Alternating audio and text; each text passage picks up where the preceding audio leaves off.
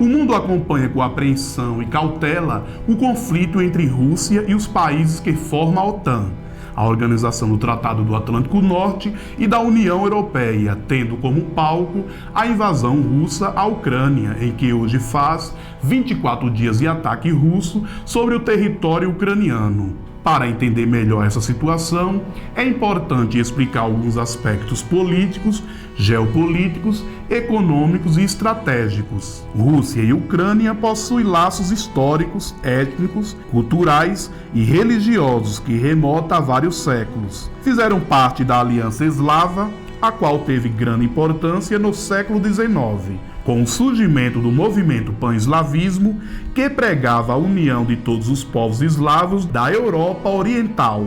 Com a Revolução Russa de 1917, a Ucrânia passou a integrar formalmente a União das Repúblicas Socialistas Soviéticas até a sua dissolução no começo dos anos 90.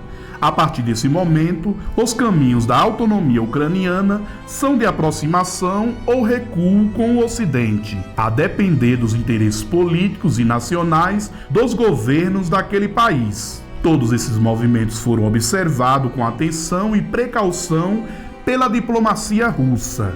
Em 2013, a Ucrânia estava prestes a assinar um acordo de cooperação com a União Europeia, quando o então presidente Viktor Yanukovych suspendeu as aplicações do tratado, que foram negociados pelo seu antecessor. Este ato levou à realização de fortes manifestações populares pró-Ocidente, culminando na sua deposição e forçando o seu exílio para a Rússia. Na sequência, em 2014, a Península da Crimeia, pertencente à Ucrânia, porém com forte presença da população russa e fundamental para o acesso ao Mar Negro, foi anexada à Federação Russa, mesmo com protestos da comunidade internacional, em especial da União Europeia e os Estados Unidos. Do ponto de vista geopolítico, mesmo com o fim da União Soviética, a Rússia busca manter sua influência sobre os países do leste europeu. O avanço da OTAN sobre os ex-integrantes da Cortina de Ferro, Albânia, Bulgária, Croácia, Romênia, Lituânia, Polônia, Hungria, Letônia, Estônia, República Tcheca, Eslováquia, Montenegro e Macedônia do Norte fazem parte da organização atualmente, e é vista com extrema desconfiança e ameaça pelo governo russo, que teme pela sua segurança e defesa diante do vasto expansionismo dos últimos 30 anos. Essa disputa entre Ocidente versus Rússia reacende velhos conflitos que remontam à Guerra Fria, com a repercussão na dinâmica estratégica mundial. De um lado, os Estados Unidos e seus parceiros, a União Europeia e a OTAN, buscam fortalecer e ampliar sua zona de influência sobre os antigos aliados russos. Por outro lado, a Rússia e seus aliados, a antiga República Soviética e mais recentemente a China, procura minimizar a redução do seu poder na região, impondo uma linha vermelha aos seus adversários e deixando claro que ele não irá tolerar o ingresso da Ucrânia na OTAN. Nesse cenário, o aspecto econômico é outro motivo a ser observado.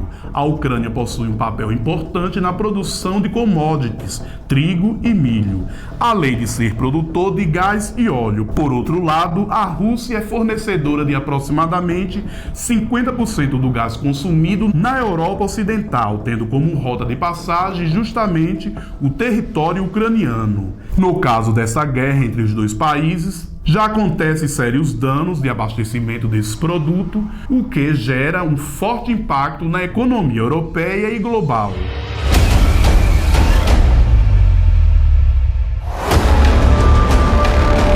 O ditador russo Vladimir Putin declarou oficialmente guerra à Ucrânia e iniciou a invasão do país em uma madrugada de quarta-feira, no dia 24 de fevereiro. Hoje é o 24º dia da invasão da Ucrânia por Vladimir Putin. Tropas russas invadiram a Ucrânia pelo leste, na região da bacia de Donbas, e pelo sul a partir da Península da Crimeia, território ucraniano tomado por Vladimir Putin em 2014, durante o governo do democrata Barack Obama. As agressões militares russas foi em grande parte facilitada pela chegada dos democratas à Casa Branca. Com os Estados Unidos governado por um presidente que se mostra fraco e que não passa de um repetidor da agenda imposta pelos globalistas, a geopolítica internacional passou a ser definida por ditadores com ambições expansionistas como Vladimir Putin e Xi Jinping. O primeiro sinal relevante da fraqueza dos Estados Unidos sobre o governo de Joe Biden foi a retirada desastrosa das tropas norte-americanas do Afeganistão e a entrega daquele país nas mãos dos genocidas do Talibã, apoiados pela China e pela Rússia. A partir desse sinal de fraqueza, no caso afegão, a invasão agressiva russa na Ucrânia passou a ser questão de tempo. Vladimir Putin sabe que é pouco provável que haja qualquer reação do Ocidente, assim como não houve reação quando o ditador russo invadiu e anexou a Crimeia. A capital da Ucrânia, Kiev, está sob bombardeio russo e nota-se que Kiev está na região noroeste da Ucrânia e, portanto, não faz parte dos territórios separatistas do leste, reconhecido por Vladimir Putin algumas semanas atrás como supostas nações independentes. Portanto, cai por terra a retórica contraditória do ditador russo, que falou em enviar forças de paz para libertar a Ucrânia para estes territórios. Vladimir Putin já deixou claro seus planos de reconstruir a União Soviética e fará isso sem ser impedido enquanto o poder dos países ocidentais estiver nas mãos dos globalistas. A tomada da Ucrânia será para Putin o mesmo que foi a tomada dos Sudetos para o Adolf Hitler em 1939. O ditador russo se sentirá livre para construir o seu Reich russo.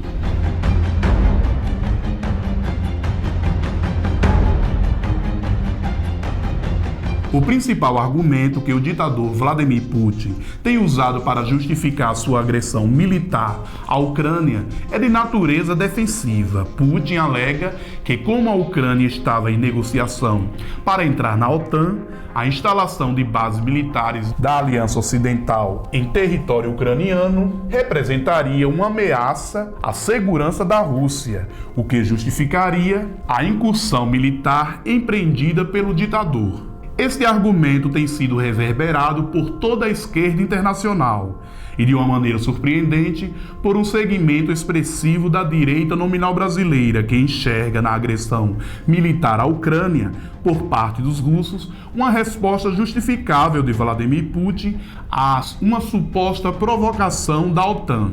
A desinformação e a propaganda russa têm seduzido parte da direita brasileira, que tem cometido o erro de ver no ditador russo alguém que supostamente combate os globalistas, ignorando o fato de que a então União Soviética foi quem mais fomentou as pautas na qual os conservadores lutam contra.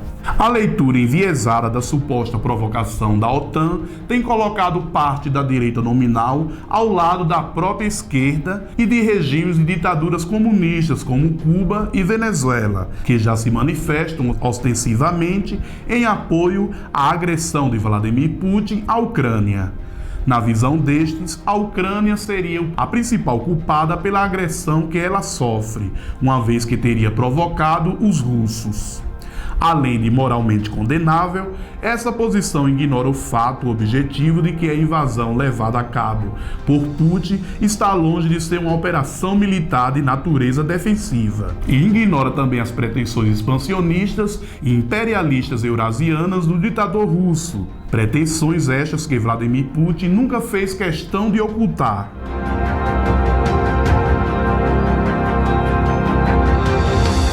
Se as motivações do ditador russo fossem unicamente defensiva, a simples colocação de tropas russas na fronteira ucraniana e a retórica beliciosa ameaçadora de Vladimir Putin seria suficiente para dar ao governante russo uma posição de força o suficiente para negociar a não entrada da Ucrânia na OTAN. Mas ao invadir o território ucraniano, mirando em alvos civis, incluindo a capital Kiev, e reconhecendo a independência de duas regiões separatistas e russofonas da Ucrânia, Putin deixou claro que o objetivo estratégico não é apenas a dissolução militar defensiva. O objetivo declarado de Vladimir Putin é fazer uma operação ofensiva para trazer a Ucrânia desmantelada para a órbita russa, como nos tempos da Cortina de Ferro da antiga União Soviética, que ele pretende reconstruir. E provavelmente conseguirá essa reconstrução se depender dos governantes fracos do Ocidente.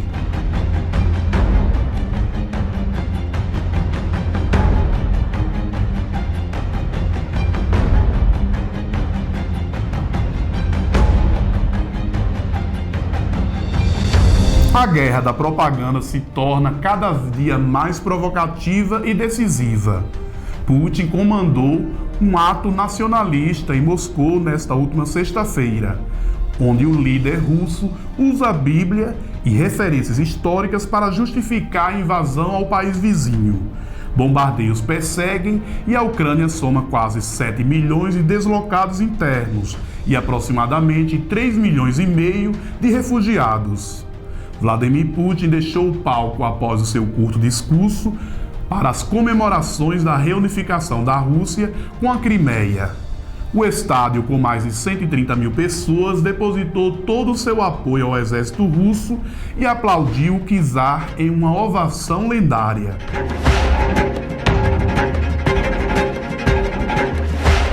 A guerra de propaganda se torna cada dia mais provocativa e decisiva. De um lado, temos Zelensky, circundado de seus roteiristas televisivos, dando show todos os dias nas redes sociais, senados e TV aberta. Do outro lado, temos Vladimir Putin, que resolveu deixar a linguagem institucional de um lado e entrar no campo pop mundial com direito a espetáculo trumpista. Enquanto do outro lado do globo, aqui na América, temos Sleepy Joe e seu time intervencionista belicista, que não vê a hora de desencadear a Terceira Guerra Mundial. A telenovela mundial está atingindo seu ápice e milhares de inocentes continuam morrendo diariamente no estilo Coliseu, um espetáculo de feras com os infelizes de plantão. A história se repete, mas desta vez com mais brilho, luz e ação.